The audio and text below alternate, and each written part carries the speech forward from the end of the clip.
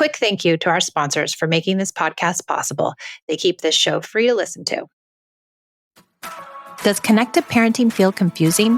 What do I do in this situation? How do I handle that issue? Let me help you make more sense of it all in my 30-day challenge. We meet for 4 weeks of group coaching, and you get access to all of the Peace in Parenting online materials, my entire Connected Parent Mastermind. Plus, we give you access to our school community. I help you get more connected and jumpstart your parenting in this 30-day challenge. So go to the show notes and sign up, and I'll see you there.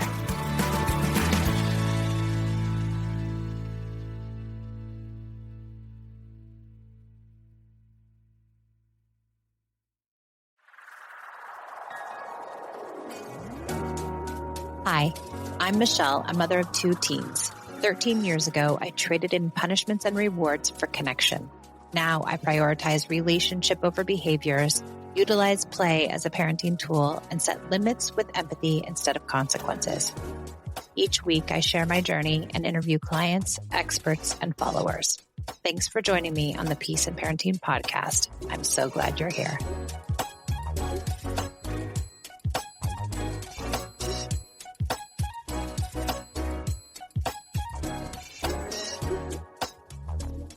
Welcome to the Peace in Parenting podcast. I'm Michelle, and I have a lovely guest, Stevie, who has come with a parenting question from Instagram. So, Stevie, can you introduce yourself?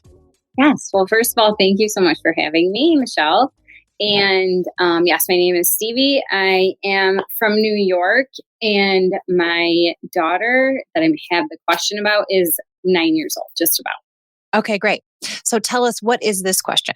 Okay. So it is just that her opening up to me is just like something that doesn't happen easily at all. And so my question is how to have either the language or how do I connect with her in a way that she can share with me like what's going on with her inside. Yeah. Tell me more about her. What's her temperament like? She is very reserved. She's very easygoing, takes care of herself, more responsible than I am. But if she sees something that makes her uncomfortable, like even if it's in like a show like Confrontation, or if she's uncomfortable with something that has to do with me or my husband, she just flees. She runs into her wherever. She just runs away from the situation. She doesn't like conflict. And so tell me also, what is your home like? Like what tools in parenting are you using? Yeah, so I am very much so using the tool of finding a space for myself, like where I'm not so charged up in those moments to really just slow down, not react. So kind of just get on a not lower level, but like a calmer level. And so that I can not just yell or react out of my own feelings. So I would say that's really my style. Okay. More self-regulation. So what kind of moments are we talking about where you desire her to open up to you? I guess the first thing that comes to my mind is and this doesn't even happen all that often, but say that me and my husband get into a conflict with each other. And I want to know, hey, were you okay during that? What happened? You can talk to me. You can tell me how you're feeling. That type of thing, I guess, would be the best example I would have. So you're asking her to describe or explain or discuss how she feels. Yeah. Okay. This makes more sense. And what's her reaction? We'll talk about it later. I don't want to talk about it. I don't want to talk about it. And what's your reaction to that? Okay, but when's later? Okay, good. And then what is her reaction to that?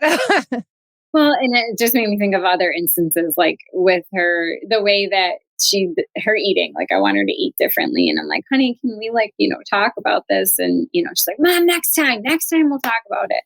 Yeah. So yeah, when I get to the point of like, okay, but it's hard. We don't really ever get to the next time. She's just like, no, no, okay, okay, but we will, but I will. Okay. And have you ever gotten her to open up? Yeah, And what are those discussions like? they actually go well. Like most of the time, it's like I can't get her to like stop long enough to just like think about what she's actually feeling or what she's. So if I can slow her down enough, she will open up and she can just take the time to think about it. She's got it all in there. I love how you said if she can take the time to think about it, because she sounds like that kind of kid.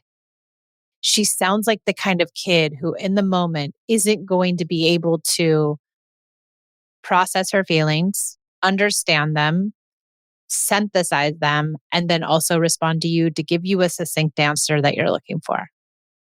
I don't think it doesn't sound like, no, I don't know her well enough to know, or you well enough to know, but it sounds like on the surface that in those moments where you're asking her to have a discussion with you about how she feels, that she's not ready, but you are.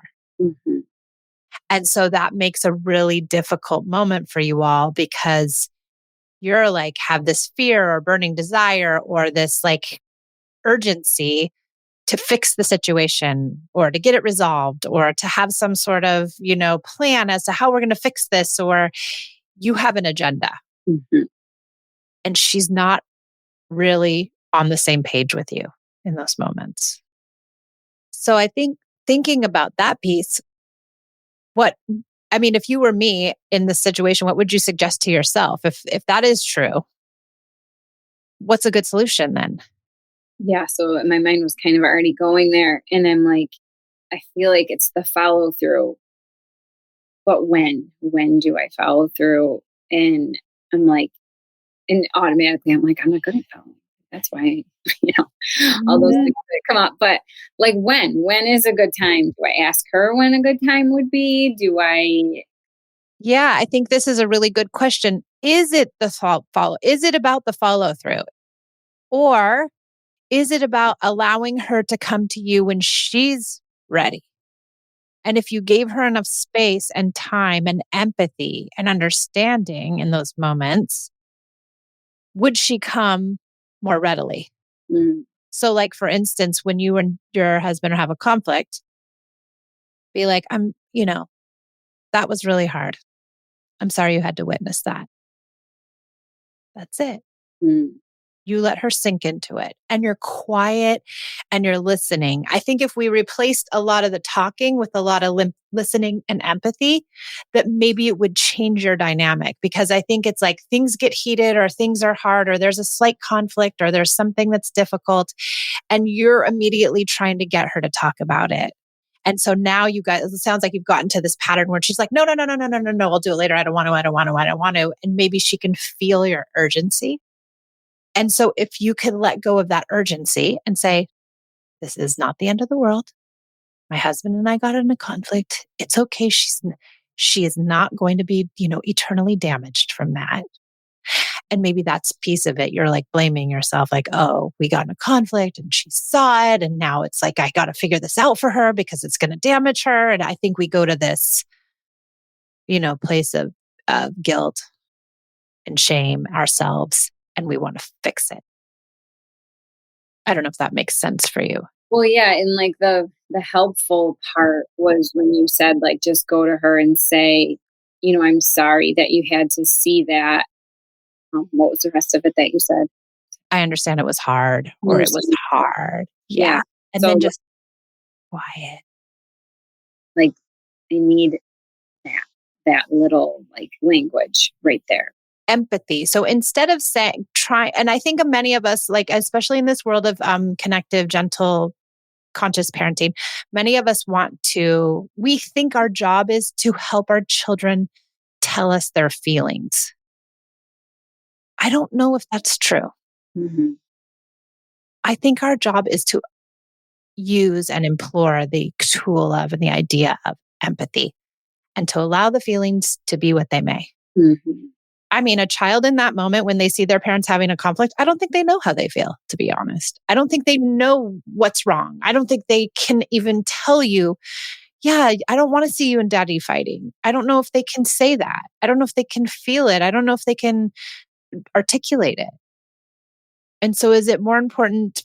And I think we've gotten away from this idea. And Dan Siegel says it, and I don't believe it, to be honest. He says, name it to tame it. That's one of his like key catchphrases. And he says, name the feeling in order to tame the feeling. And I feel like hold space for the feeling, to allow the feeling to be. And that's all we need. Now, maybe 3 days later, because you've given her that empathy, she'll come back and say, that was hard watching you and daddy do that. Or maybe next time when you do it, she'll be able to articulate because you've just held space and you haven't required her to explain herself. Does that make sense? Totally. Yeah. Before we dive into the next segment, a quick shout out to our fantastic sponsors who make this free podcast possible. This episode is sponsored by ByHeart. ByHeart is on a mission to make the best infant formula in the world. They use a patented protein blend that gets closest to breast milk. It includes alpha-lac, the most abundant protein found in breast milk, and lactoferrin, the number one protein found in colostrum. ByHeart's easy-to-digest formula and patented protein blend includes prebiotics and an 80-20 whey-to-casein ratio, just like in early breast milk, which is tailor-made for a newborn's digestive system. ByHeart is made with certified, clean ingredients, plus it has no soy, corn syrup, GMOs, or palm oil. Curious about ByHeart? Redeem your welcome offer at byheart.com/podcast with code PEACE. It's available for a limited time, so don't miss out. That's byheart.com/podcast with code PEACE, because every baby deserves the best start.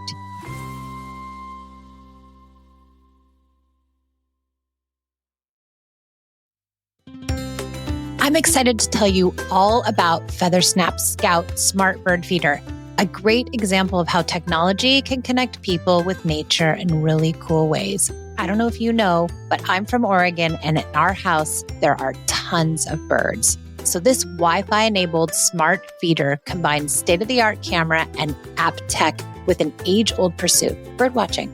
The feeder includes a high-end camera that captures crisp 4-megapixel photos and 1080p video of your feathered visitors. Then use the FeatherSnap app expert-trained AI identification model to nail down the species and categories the birds you see. I cannot wait to get the bald eagle on this camera. Tech that truly helps you tune into the world around you. Check them out today at feathersnapcam.com. That's feathersnapcam.com.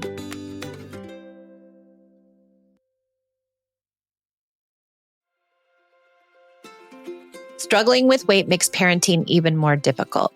But like getting help in our parenting, there's also help to regulate our weight. Mochi Health takes a holistic approach to weight loss that includes visits with board-certified doctors, nutrition consultants, and even science-backed GLP-1 medications like Ozempic delivered to your door. Mochi Health offers affordable and accessible support regardless of insurance coverage. With Mochi, their dietitians work hand in hand with your medication to create personalized nutrition plans that fit your lifestyle so you can reach your weight loss goals. They offer guidance from real doctors and registered dietitians, making easy and sustainable changes to achieve results. To get started, go to joinmochi.com, and when you use code PEACE, you will receive $40 off. Go to joinmochi.com and use code PEACE for your $40 discount today.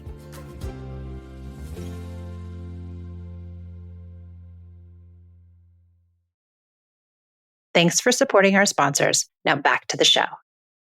What are other instances that you see this playing out? Because maybe we can get some verbiage around those. Yeah. It sounds like the ones you explained to me are hard moments, like emotional moments. Yeah. Yeah. Those are really like the times that I feel the guilt and the shame and, all of that. And I guess like more just on a regular basis of life, I don't really, there's not like a ton that comes up that I can think of. Well, maybe another piece of resolving this for you all is to recognize that you don't need to feel bad about having a conflict with your husband in front of your daughter. Like, that's life. That happens. You are not ruining her. You're not doing anything egregious. You guys had a conflict in front of her, and that's okay. That's something she'll learn from. And I mean, I think too, if you guys can repair in front of her, that's a really great thing to like show her the repair. That's an incredible thing to make her feel safe in that, oh, they had a conflict, but they came back and they repaired it. And now this becomes a beautiful, teachable moment that you don't need to feel guilty about at all, Stevie. I mean, not at all, because you're modeling such beautiful things. And maybe there's a bigger piece in here where you're beating yourself up. Yeah. Yeah, you don't need to. No, you're doing great. Yeah, she's going to be fine. I think really leaning into empathy in general for her all the time. Like, let's say she has a conflict with her friend. Are you more likely to go to a fix it mode? Well, the thing is like she doesn't have conflicts with friends. So then sometimes I'm like on the reverse side of things where I'm like, she's just going to be a pushover and she's just going to follow, whatever anybody else said because she just doesn't like that. And I really didn't with friends either. Mm-hmm. She's pushing back with you though a little bit, which is great. She's saying, no, I don't want to talk about it. And I think it's really important to honor that because she's using her voice and her words and she's saying like, I don't want, this is my desire, mom. Mm-hmm. So when she says, I don't want to talk about it, you say, yep, I totally get it. And don't push it to do it later or to talk about it more or to find a moment. Like just really, I think because of her personality and her temperament to really respect that for her, because it will help her know that she can say no and that it's okay. What other things are in there that you're questioning? I guess I'm just kind of thinking about like just my upbringing, in the way that it was very pressured. Like everything needed to be fixed, like, Ah, pretty immediately. Or it was like, go sit in your room, with those feelings, that stuff you got going on, and then come back out. And whether that was helpful or hindering, I don't really know, but it's just kind of me. yeah. How did it feel as a kid to know that everything was pressured and needed to be fixed? Do you remember how that felt? Um, I mean, I know how it feels now. Okay, tell me that. Just like overwhelming. It's just too much. Yeah. And maybe she's getting an inkling of that. Probably not to the degree you felt it, for sure. But maybe there's an inkling of like, everything has to be fixed right now. And now that I'm thinking about it, maybe that piece too, where this overwhelm of everything needs to be fixed, maybe there's an underlying idea that things can't be okay. And maybe that's where you also could sink into it's okay that there's conflict. It's okay that we don't know our feelings. It's okay that you don't want to share that all of this is normal and developmental and part of being in a messy life with someone. How does that feel? It feels like it completely fitting with where I am in my life right now. Just like needing and learning. I have made some improvements on, making space for that. Yeah. And maybe because you were sent to your room with your feelings or you weren't allowed to really express yourself, maybe you've gotten to this place where you really want her to express herself because you didn't have the space to it. Mhm. Maybe this pendulum has swung too far the other way, where you feel pressured to do it because you didn't have it. And if she doesn't have it, then she's going to turn out like you, or that she's going to, yeah, she's not. She's already got so much more emotional availability than you ever had. But we pressure ourselves to give our kids some perfect childhood that we think exists, but it doesn't. Accepting that. Golden. Yeah. Yeah. You will mess up, and that's actually great. All right. How are you feeling now? I feel like just big picture, like, my daughter, my husband, my extended family, just like big picture of where that pressure cooker doesn't. Yeah. Yeah. Nope. But you're getting there. I think that's it too. Like we get very focused on like this particular incident that happened. How can I fix it? But like you said, it's bigger picture. It's like holistically, how can we look at our family dynamic in totality that helps us come to parenting with a different mindset? I think it isn't really like I can tell you empathy or whatever, but I think it's more like the way you think about it changes. So then your actions change automatically, really. Right. Which is what I'm always working for, like the inner belief is really what. That's it. That's the bigger picture. And you're getting there. So this is good. Okay, Stevie, anything else I can help you with? I don't think so. I think that was very helpful. Good. I'm so glad. Thanks for coming. Thanks, everybody, for listening to the Peace and Parenting podcast. And we will see you all next time.